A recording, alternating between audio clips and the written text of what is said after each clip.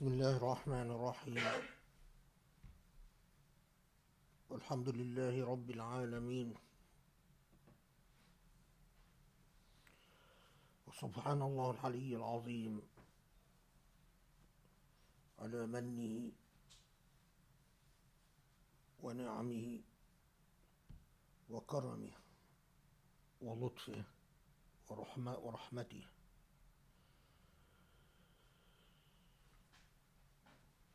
الحمد لله حمدا كثيرا كبيرا، حمدا مستديما دائما عنيدا. والله أكبر، الله أكبر، الله أكبر. هو خالق الأكوان ومبدع البيان، إله الكون ومبدع القرآن. ونصلي ونسلم ونبارك على محمد النبي المختار، خاتم النبيين المرسل رحمة للعالمين.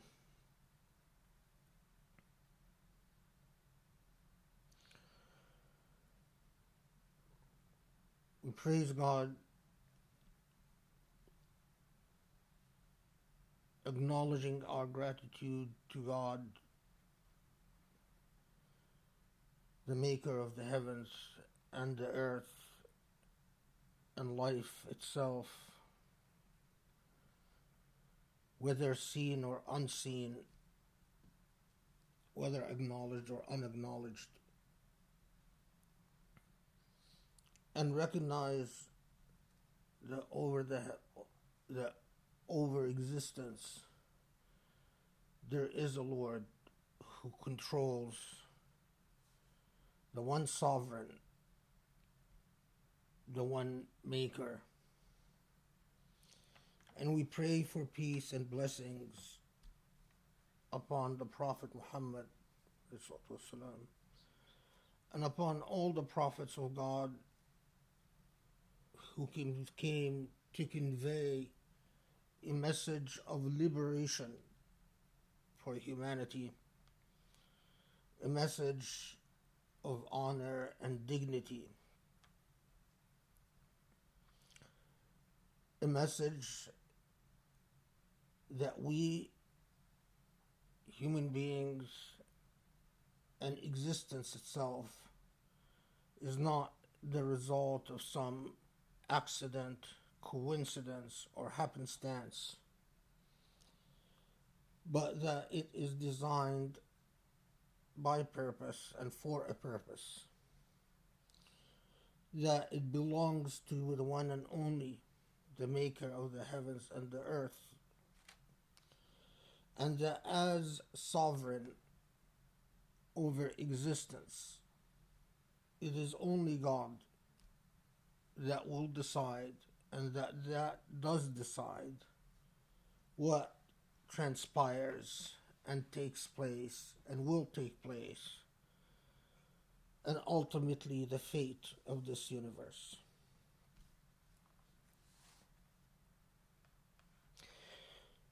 First, we have to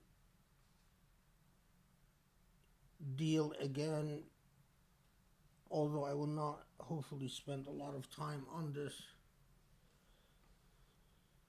deal with the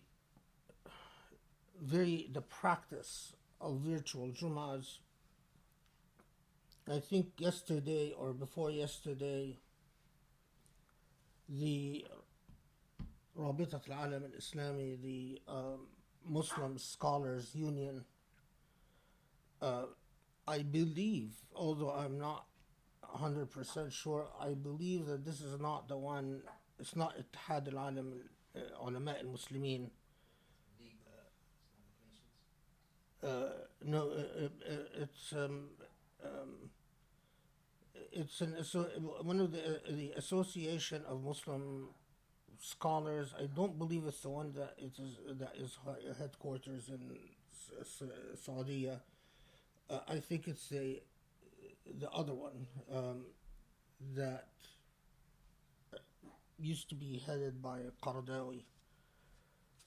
Anyway, that association um, was on a Jazeera, or a representative from the association was on a Jazeera channel, and uh, uttered what amounts to a fatwa, although I have not seen a written record of it because I've done some research and could not find a written fatwa, but rather it was just verbally communicated. And the sum of it is that the association, on behalf of that speaker, was saying that virtual jumu'as is haram. That it is inconsistent with the laws of Sharia to conduct during the time of the plague a virtual Jumu'ah in any form.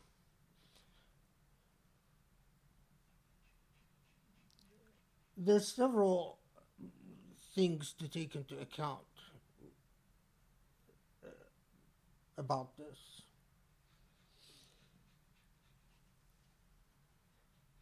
It was right after the stay-home order started popping up and the crisis from the coronavirus.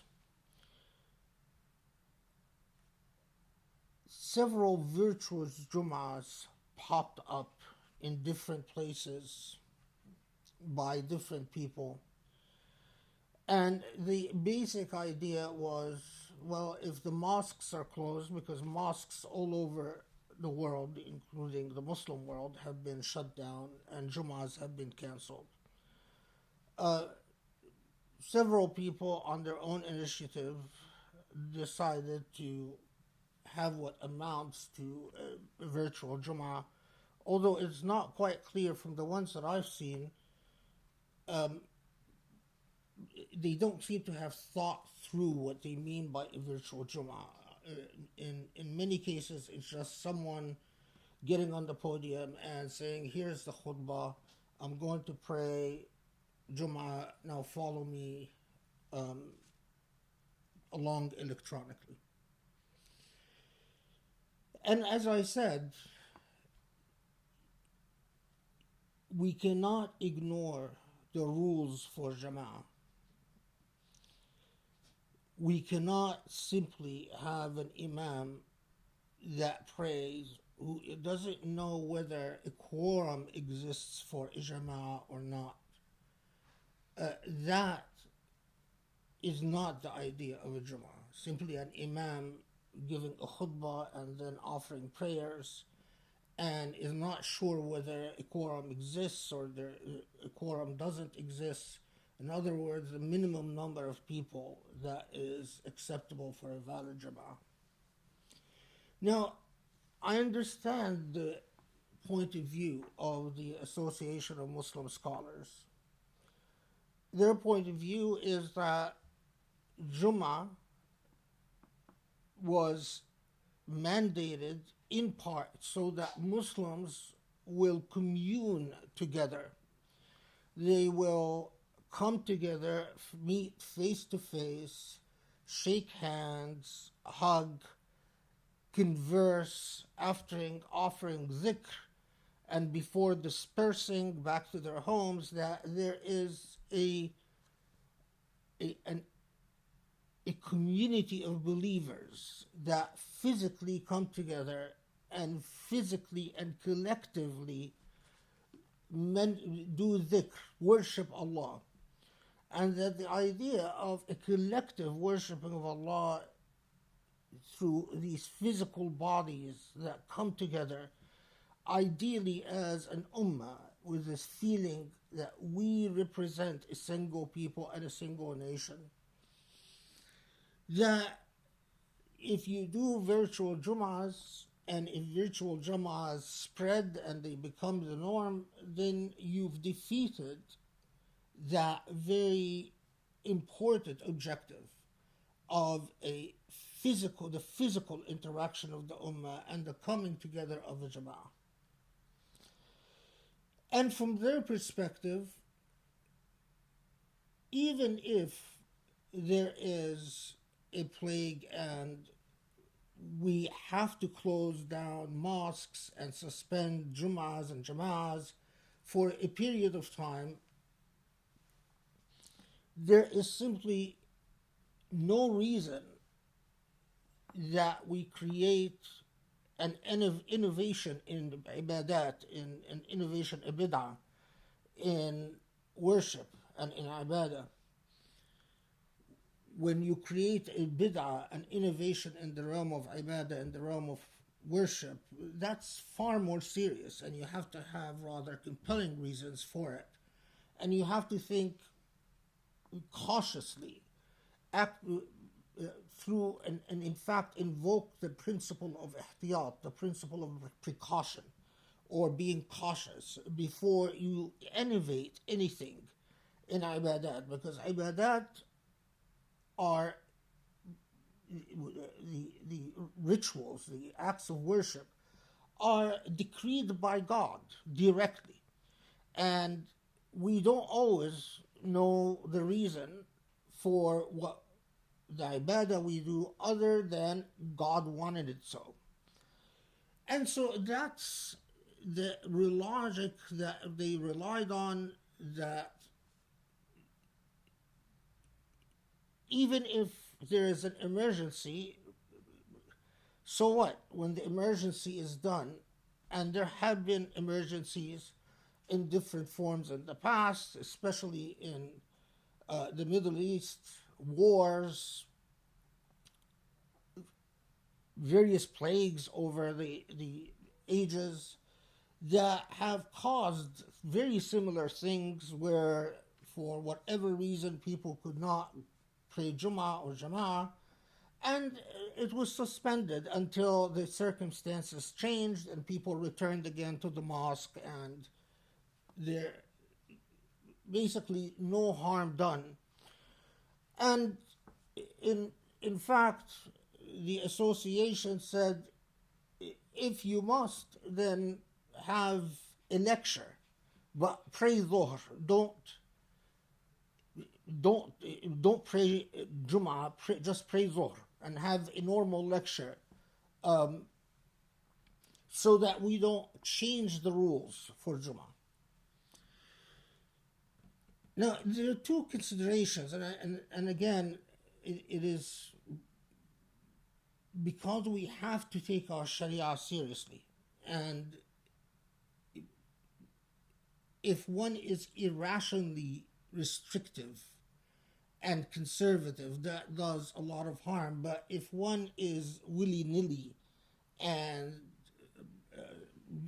very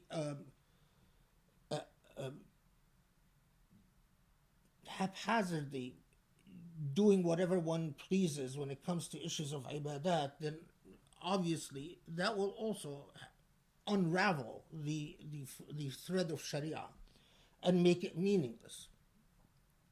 So that's why I'm spending time on this again and addressing this issue. Now, there are two considerations here and two things that are worthy of thinking about. I've noticed that since the pandemic in the United States, there have been several people that popped up. Basically, they bring a camera and they sit in front of a camera and they say, here I am, I'm giving a khutbah, often sitting somewhere or sitting behind the desk or standing somewhere. And then they say, okay, here I'm going to pray 2 rak'ahs and this is Jumu'ah, just follow me. And they're not even sure whether anyone is praying behind them or and usually they do it as an individual.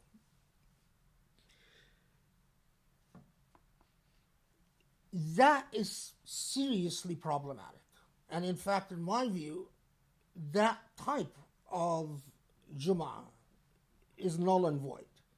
The idea is not for an individual to give a khutbah and then pray 2 rak'ahs and say, here, this is your Jumu'ah, and done. But the 2 points that I want to focus on, and again, I don't want to spend too much time on this, but we have to address it. One, I might agree with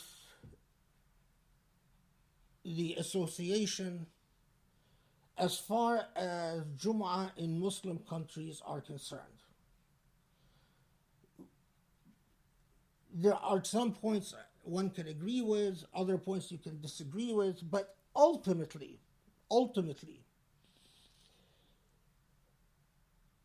if Jumu'ah is suspended for however long in these countries, once the crisis is over, once the emergency is over, you reopen the mosques, you hold Jumu'ahs again, and the mosques will fill up, and there is effectively no harm done. People will worship God at their homes, and then they will worship God collectively when circumstances change. We have a very different set of considerations for Muslims in non-Muslim countries. Often in non-Muslim countries, Jumu'ah is the only thread that is maintained by so many Muslims between them and their tradition. Jumu'ah is often the one remaining thing that even makes them feel that they are part of an ummah of Muslims. There are so many distractions and so many threats to the withering away of a Muslim identity. To be very blunt, especially for the younger generation, there is nothing that makes them feel Muslim, save but for this one thing that they do in a week.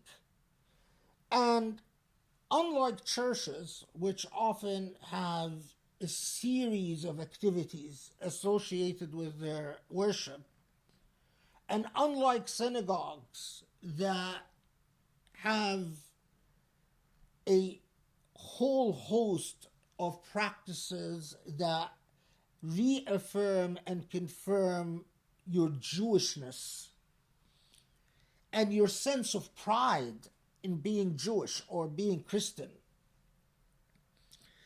With Muslims,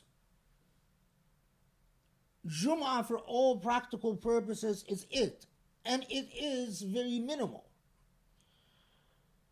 For so many Muslims, they'll go to a Jumu'ah, it will last 15 minutes, 20 minutes, they pray, they're gone, and that's their basic Islam.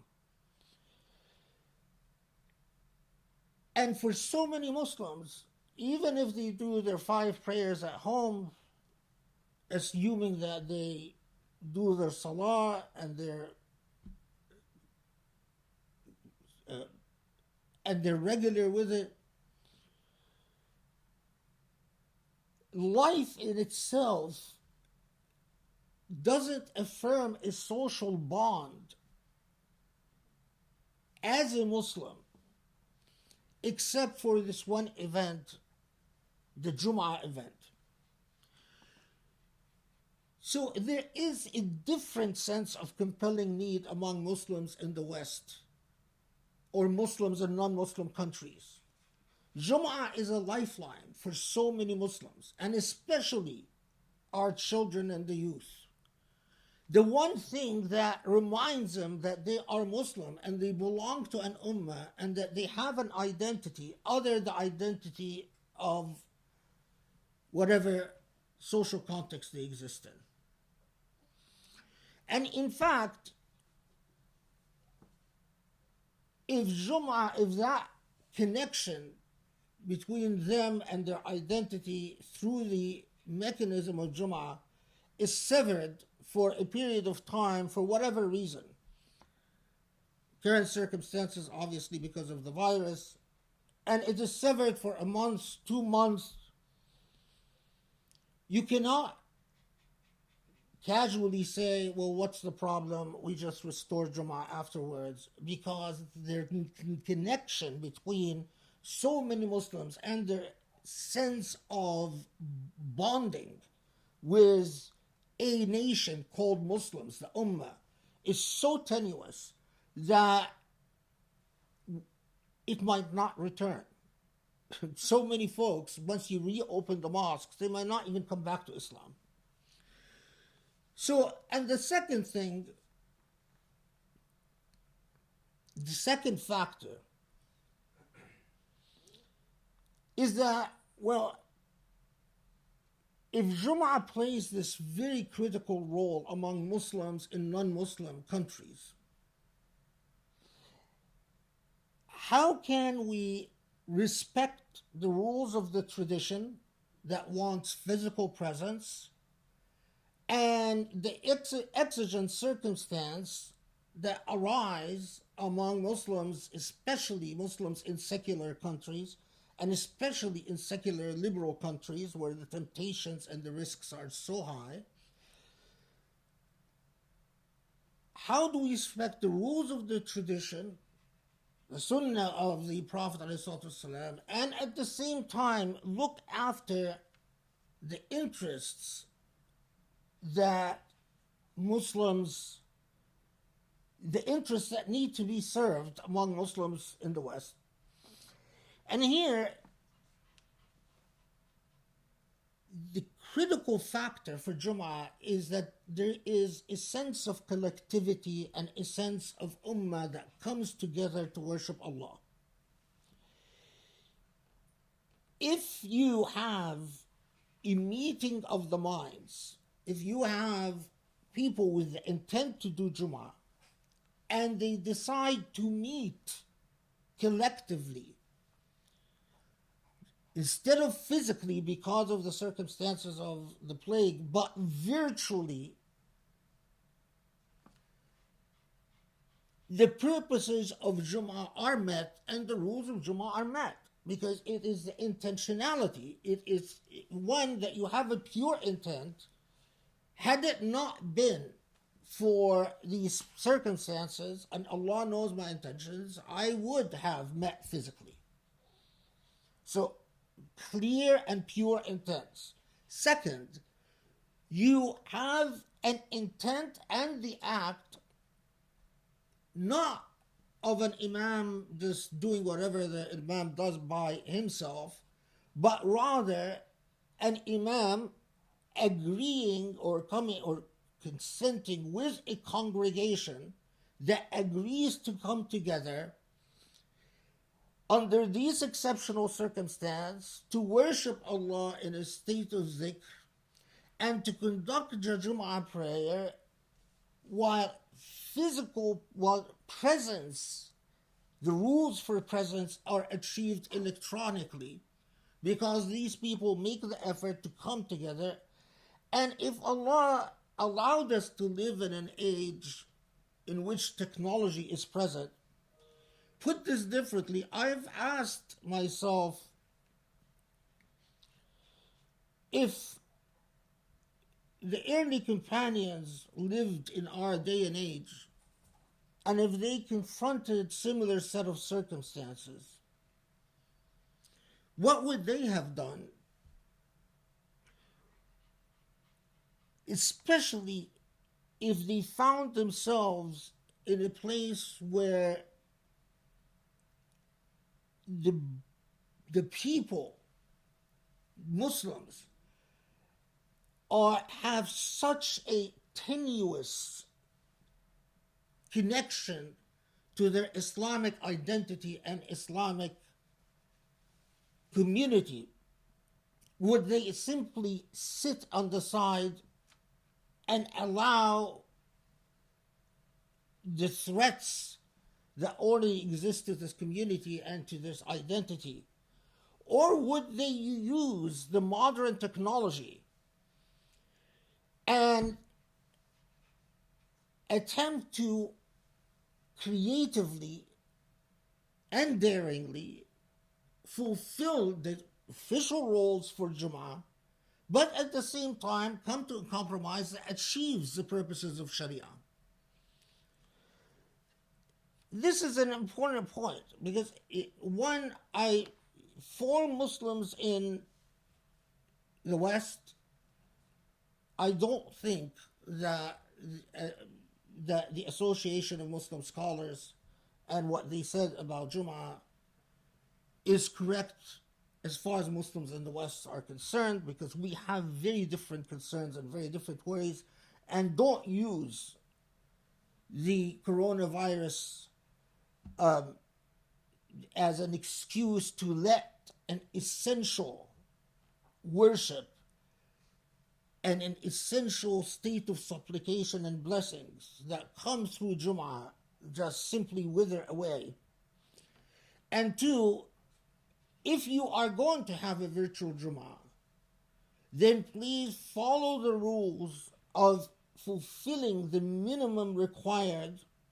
If it cannot be done through physical presence, then have it done through meeting of the minds and the intention to form ijma'ah, whether through some form of conference type meeting technology, where people intentionally come together on the net and offer Jumu'ah prayers.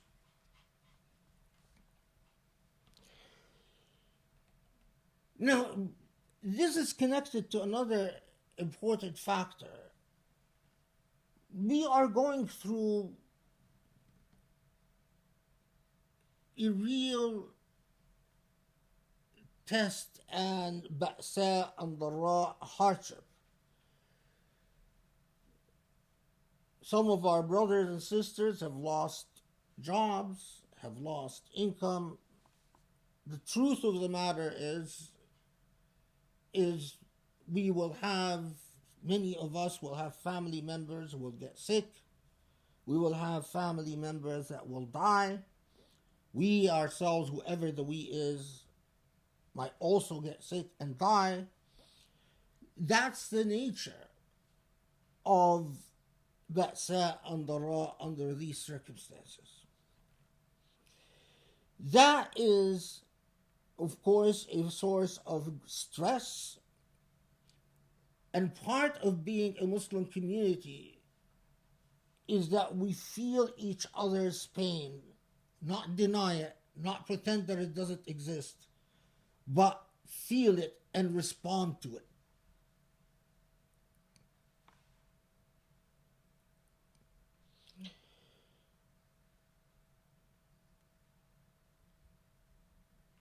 Remember that Allah reminds us that in nations and tribes and peoples before us, Allah has always sent بأساء and ضراء ونقص في الأموال والأنفس, things that cause forms of hardship. And the key challenge is, where do you turn when this hardship befalls you? Remember that the Prophet ﷺ himself was confronted not just with the death of his wife, but the death of his children repeatedly. Boys and girls. Remember that even when the Prophet won his first battle in Badr and returned from the battle of Badr back to Medina, very happy that they were victorious, and this was the first battle in Islam and the first victory in Islam, What was waiting for him upon his return? What was waiting for him is the news of Ruqayya, his daughter, passing away. Ruqayya, his daughter, who was married at the time to Uthman ibn Affan, the famous companion, died while her father was fighting the Battle of Badr and was victorious. And she didn't die from an accident, she died from an infection. Now, we find, by the way, in medieval times, so many people dying young and inexplicably. And because of the circumstances of the age, plagues were not just common, but plagues were seasonal. A seasonal plague would come, hit a locality, go away, then come back and kill some more people. And yet the Prophet ﷺ, upon returning from the Battle of Badr, finds Uthman ibn Affan, his son-in-law, telling him that Ruqayya has passed away, obviously from some type of disease. And we have many portions of people in Medina dying suddenly, like Ruqayya, the Prophet's daughter. And you can imagine that if it was one of us with our modern minds, we would immediately become convinced that Allah has forsaken us, that Allah has cursed us, that Allah doesn't love us, that why Allah has you taken my child? I just fought a battle for you and I just was victorious for your prayer, and this is how you reward me, this is how you pay me back. I mean, you can completely imagine how a modern mind would work if you have just gone to war and become victorious and you are happy and you're saying, I've defeated Allah's enemies, and upon your return, the news that awaits you is your daughter has died. And this is, of course, after the death of his two boys by years, from Khadija, after the death of his beloved wife Khadija, and then eventually every child of the Prophet ﷺ will die except for Fatima, the only child who actually survives. Ruqayya was not a child, but a daughter or a son.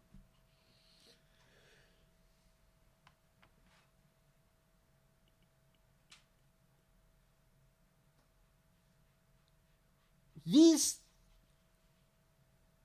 hardships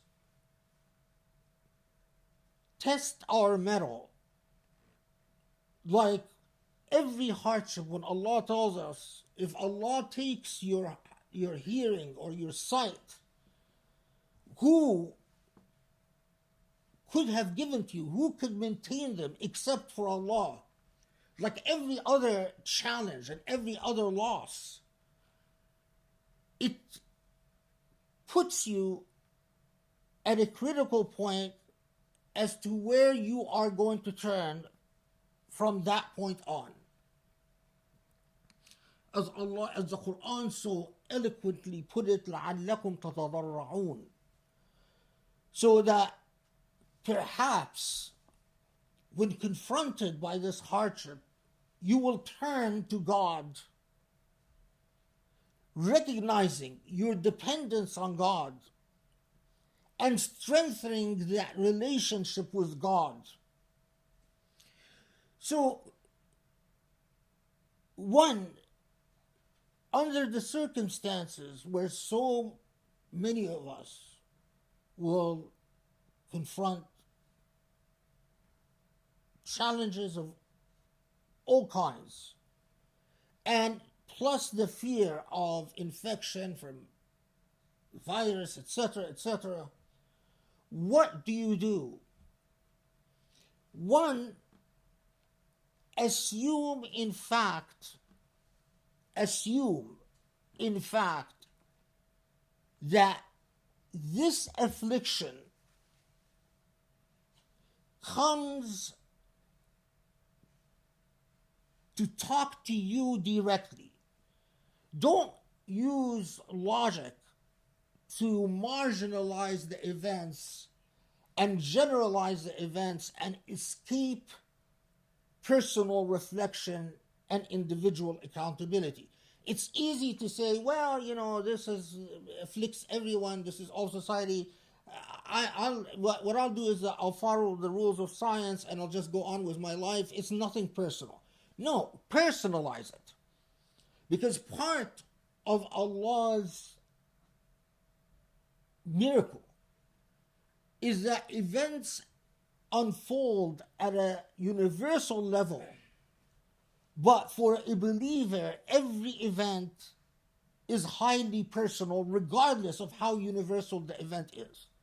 So if you find yourself in a war, yes, there are thousands of people in similar situations, but the part that concerns you is how this war speaks to you and your relationship to Allah. One, don't evade accountability and responsibility by generalizing and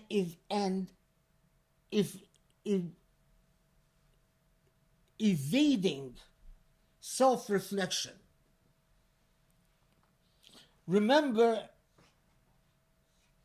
that Allah knows us as a collectivity, as human beings, as nations and tribes, but also knows us as individuals. Second, assume in fact the worst.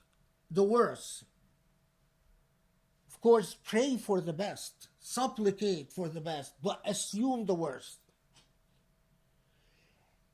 Assume that whatever you fear will happen.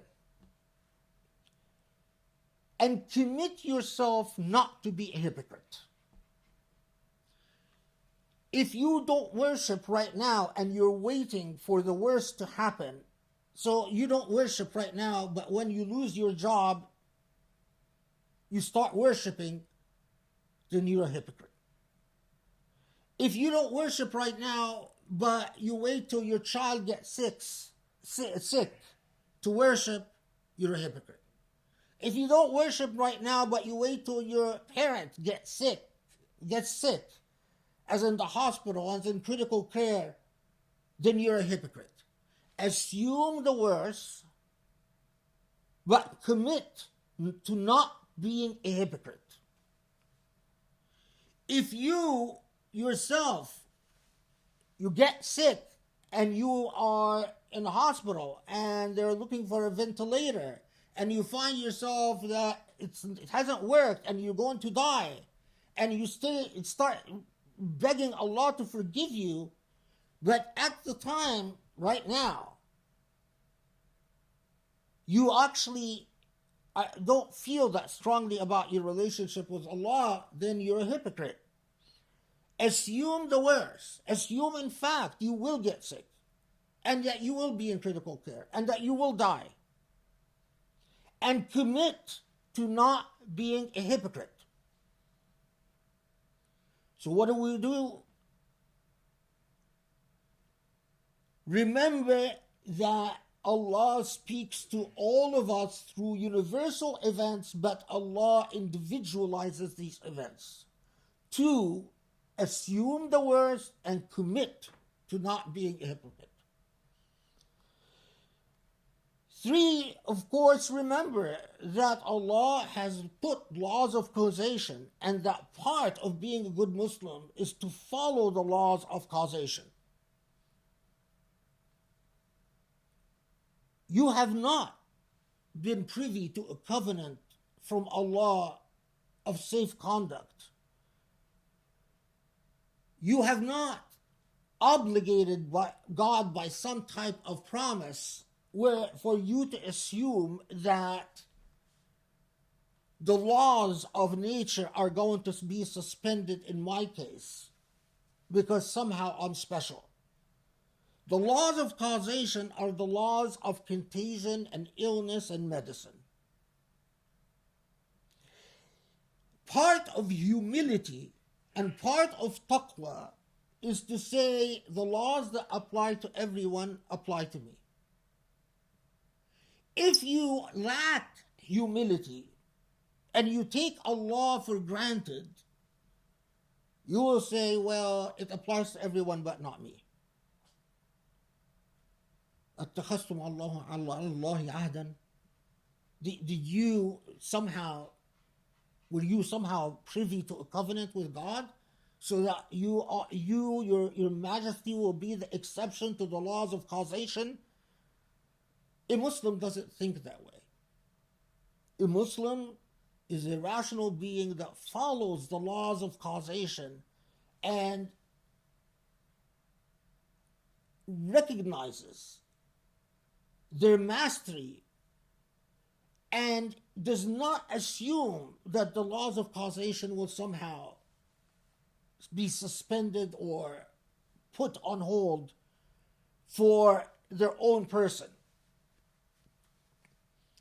Of course, I'm not going to, all the rules of cleanliness and distancing and so on, follow them.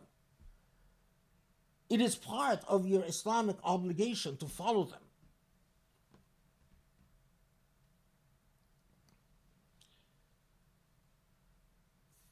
Last point I'll mention in today's khutbah about this.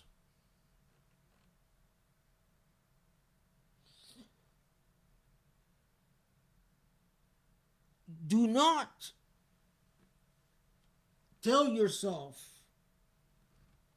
well, I've lived a life where I've never turned to Allah,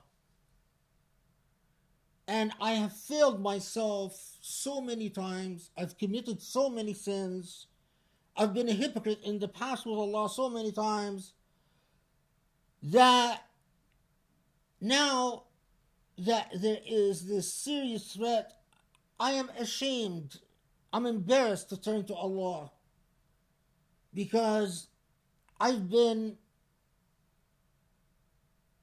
a jerk, I've been a loser, I've been whatever in the past.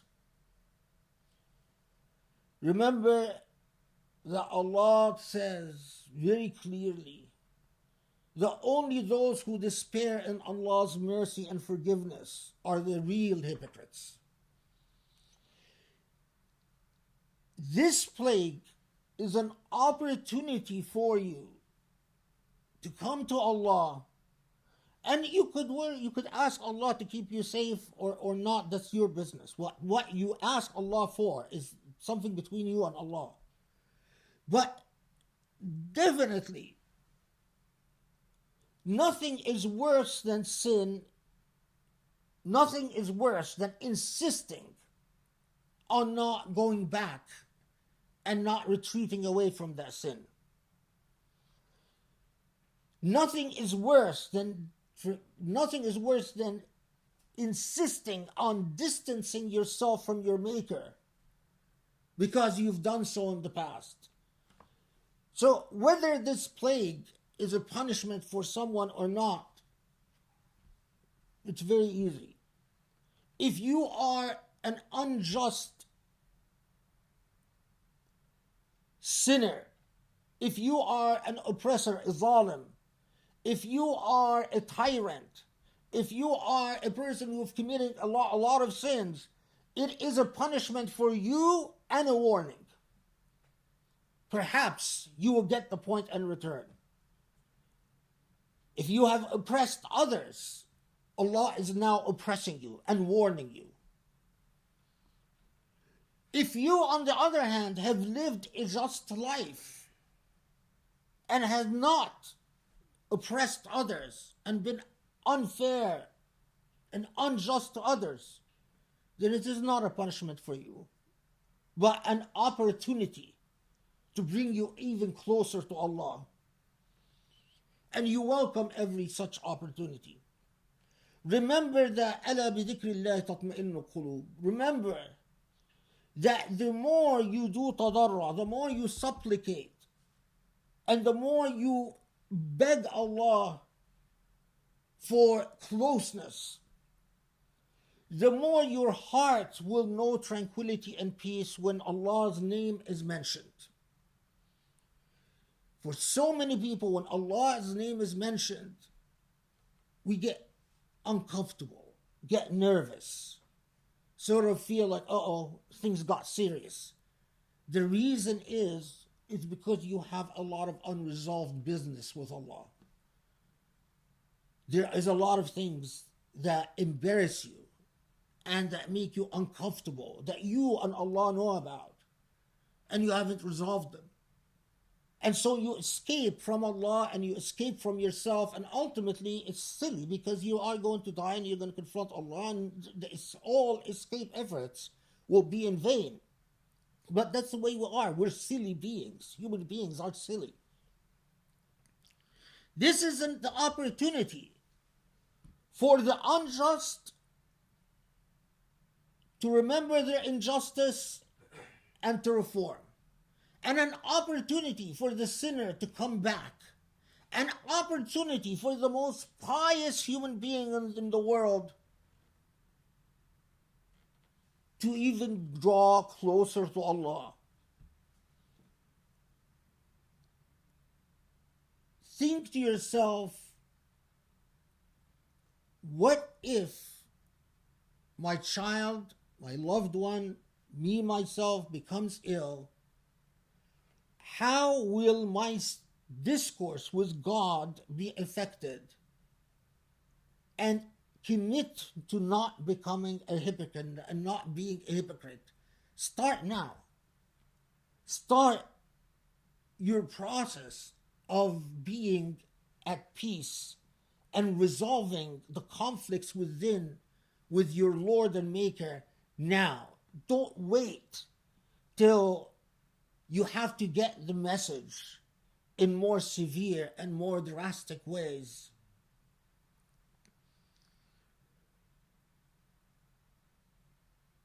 Always remember that Allah is the most merciful, the most forgiving. There is nothing that Allah cannot forgive, and nothing that hides from Allah. If you think that you're hiding something that the entire world cannot see, Allah has already seen it and Allah already knows about it. You're just not being honest and peaceful and true to yourself. أسأل الله يستجب لكم.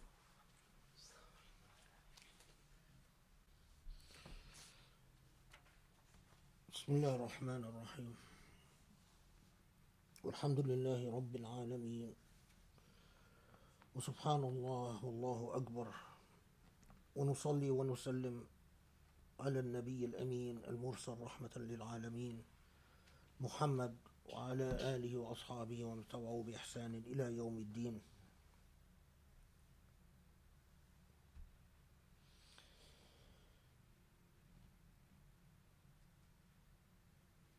There are so many things that every week I want to talk about that have to do with our tradition. There are so many things within our majestic and wondrous intellectual and spiritual heritage that you want to share with people, but circumstances arise and Jumu'ah must address circumstances that come up that are directly relevant to people.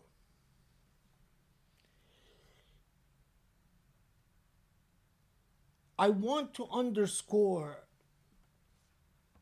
that for so many Muslims,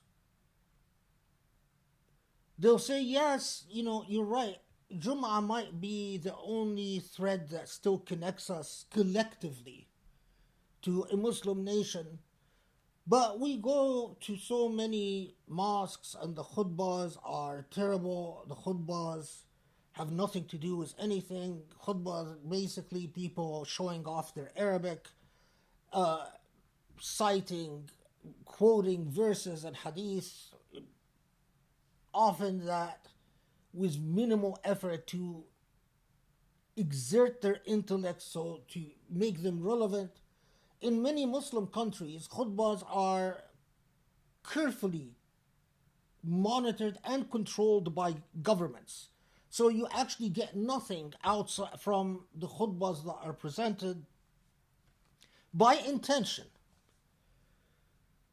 Intentionally, the khutbahs are actually overseen by security forces, by Amn al-Dawla, by the who make sure that there is nothing in these khutbahs in Muslim countries that can actually make a Muslim feel that Islam is relevant to anything in existence.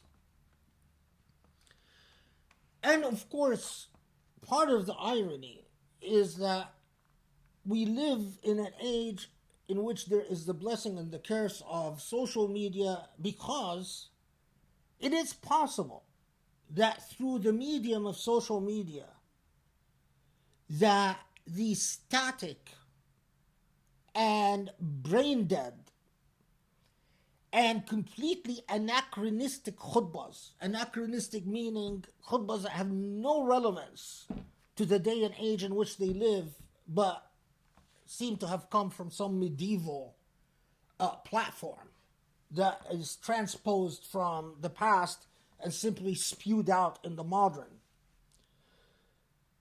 It might be an opportunity to challenge this dead discourse with some daring and honest speech where you actually demonstrate that colonialism failed in making Islam a dead religion. In another opportunity, because I don't have time today, one of the most remarkable things, and I know that people just, often I meet people and they'll say, I'm reading about the Abbasi history. And I say, oh, what are you reading? I say, oh, well, we're just reading Wikipedia. It really upsets me. No, if you're reading things on the net, it doesn't mean you're reading. If you're reading things on the net, it doesn't mean you are educated. Scholarship requires scholars, not spewing off whatever people spew off on the net. A lot of the things that I read about Islamic history, especially in sources like Wikipedia, are so full of errors and simply bizarre ignorance. Often it's intentional. Anyway, going back to this issue of khutbah. For khutbahs, however, to challenge the authoritarian state of mind, the static, dead spirit and intellect of a person oppressed. When you oppress a person, they become dead intellectually and spiritually. They can no longer generate creativity, because the first thing that dies through despotism is creativity. A person learns fear, and fear often kills and deadens creativity. In order to have that, first, you have to have khatibs that are committed to the principle of truth, and that feel that and are convinced and are internally have a powerful conviction that unless they speak the truth, they will be punished rather than rewarded for their speech. In other words, that Allah will not accept a speech that is untruthful or that is hypocritical. Remember, and I say that to the Muslim ummah, that perhaps you can have a cure for corona or any disease in the world. Unfortunately, there is no cure for stupidity. Unfortunately, there is nothing you can do to cure stupid people. Stupid people will read and will understand things stupidly. There is no way that you can elevate the IQ, except the best thing you could do is to get the person convinced that the realm of thought and reflection and intellect is not their true realm they're in, that they ought to go do something else. But how do you get people who are not stupid, people who are actually intelligent and educated, to man the podiums of Jumu'ah? And I'm talking about non-Muslims, because in the Muslim world it's another ballgame. It is only you as the consumer that can decide that. If stupid people get on podiums, get on manabir, and they speak and they find Muslims come to them, listen to them, and do not rebel against the stupidity of their speech, then we will remain a colonized, dominated, oppressed people. Only if Muslims themselves say, instead of disappearing, I will rebel, because this space, I insist on the space in which Allah is represented to be a speech that is respected and dignified, will you change the dynamics? Currently, intelligent people, educated people, accomplished people are not drawn to the podiums, because no accomplished person is going to create their career as a khatib. Accomplished people go to universities, they go to centers, they earn whatever. But at least if they find that their community is honoring that space in which God is represented, perhaps you will attract intelligent people. And perhaps intelligent people will know that the Muslim community demands excellence and demands an elevation in speech.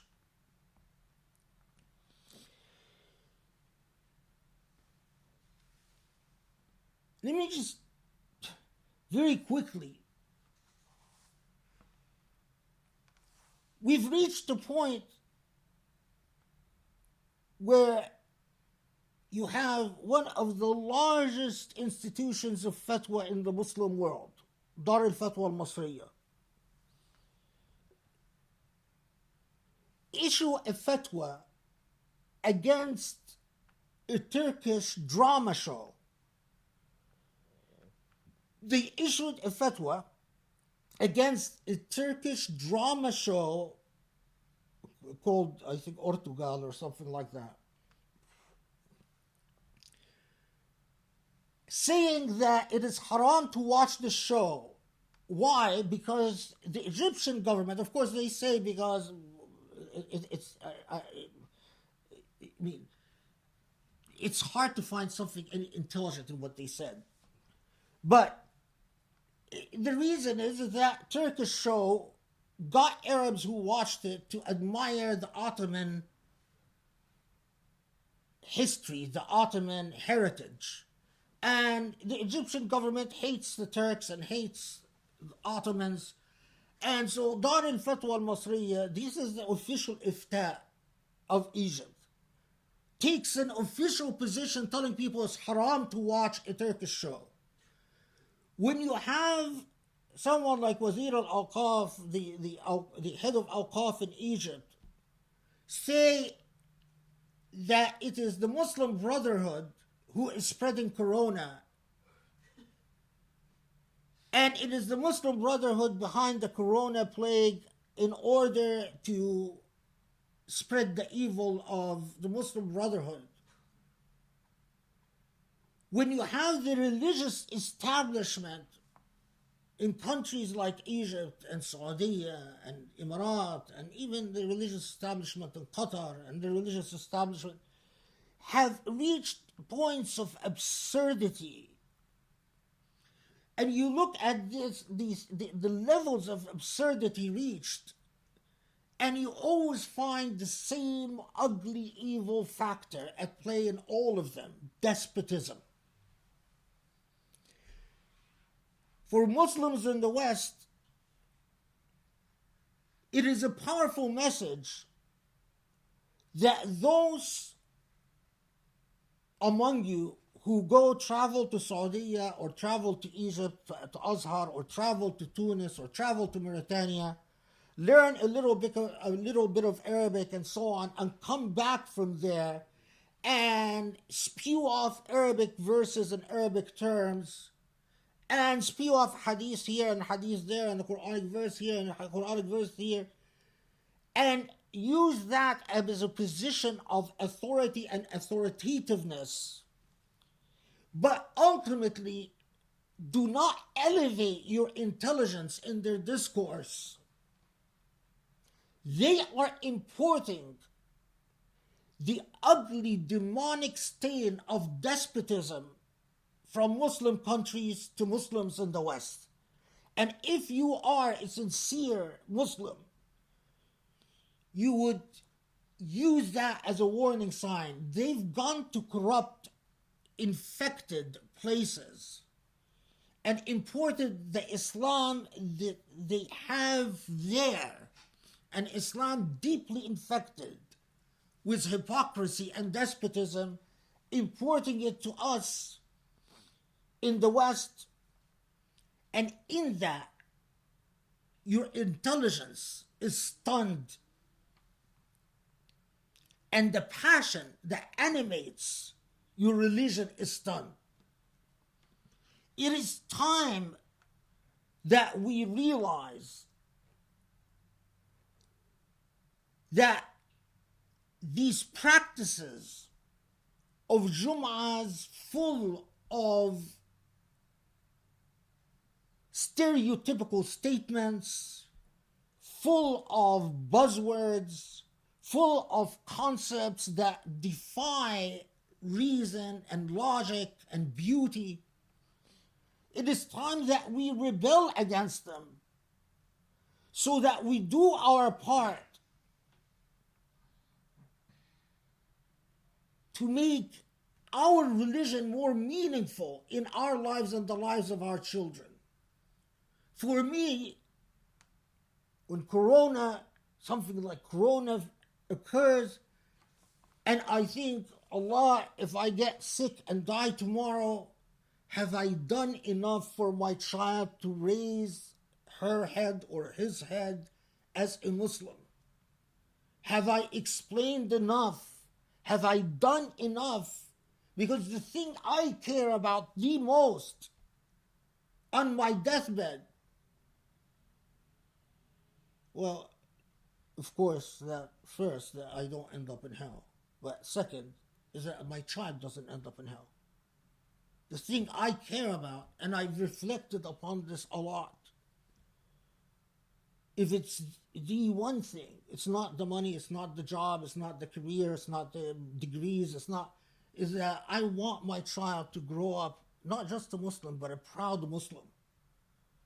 To die like I will die, a proud Muslim. And to ultimately to meet them in heaven. Ultimately, my dream is in the same way I pray all the time that my mother and my parents will be in heaven and that I meet them in heaven. I want to meet my children in heaven. I don't want for me to make it and one of my children not to make it, or my children not to make it. So I ask myself these ultimate questions, and I try to make my peace with Allah while I am still standing, still coherent. And if Allah chooses, whatever Allah chooses, then I've already considered that option and reconciled my peace, reconciled myself to it, and achieved the level of peace. And I advise you to do the same. Ask yourself, if you die tomorrow, what will be the most important for you?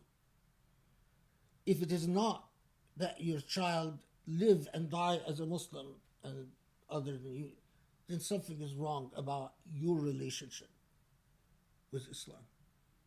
اللهم اعف عنا اللهم اغفر لنا اللهم ارحمنا يا علي يا عظيم اللهم قنا من كل شر.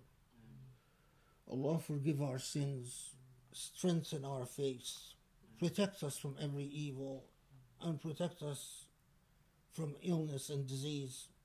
Make us closer to you and grow ever closer to you, Ya Allah. الله يأمر بالعدل والإحسان وإيتاء ذي القربى وينهى عن الفحشاء والمنكر والبغي يعظكم لعلكم تذكرون وأقيموا الصلاة